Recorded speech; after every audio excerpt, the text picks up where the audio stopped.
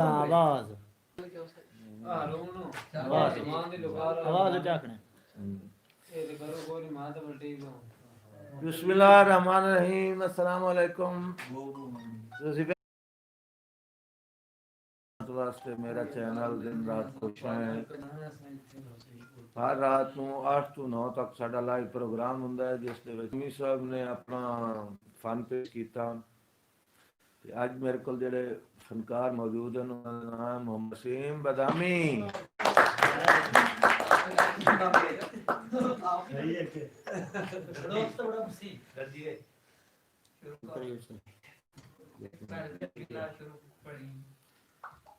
بسم اللہ الرحمن الرحیم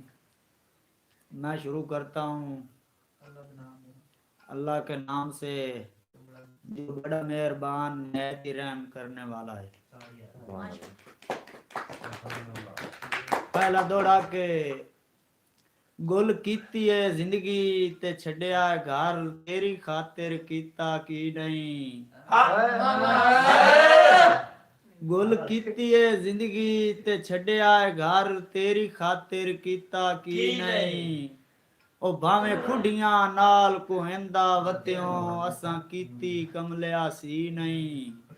تے بندے پچھدن سمار ہن مکدا وینا ہے بندے تیری سنگات پونی نہیں تیرا بھرم رکھیندا ہے آکھ چھڑیندا ہے مینوں تا پیسے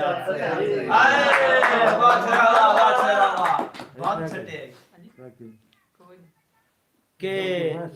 جنہاں نال رسائیاں کیتیاں نی انہاں نال تو ایک واری لاڑیا گت سمارنو ہال تے اچنا چیتی او میرا چاند دروازیوں واڑیا میری سکھ دے کیچ دے راٹھ بلوچا پراں اٹھ نفرت دے کاڑیا لکھ وار ملوٹی ہومن دے سنے جتیاں سیج تے چاڑیا انہیں ہاں دیاں حسڑان سمر گزارا کدے باج جناب تو ہوندا ہے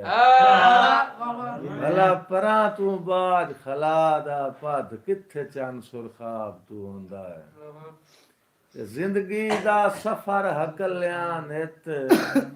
نہ اکھ بے تاب تو ہوندا ہے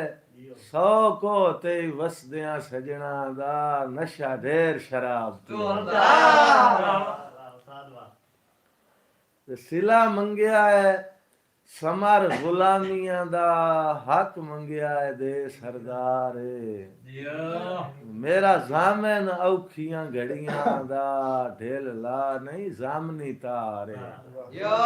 تیری فوج اداس ہی اپڑن کر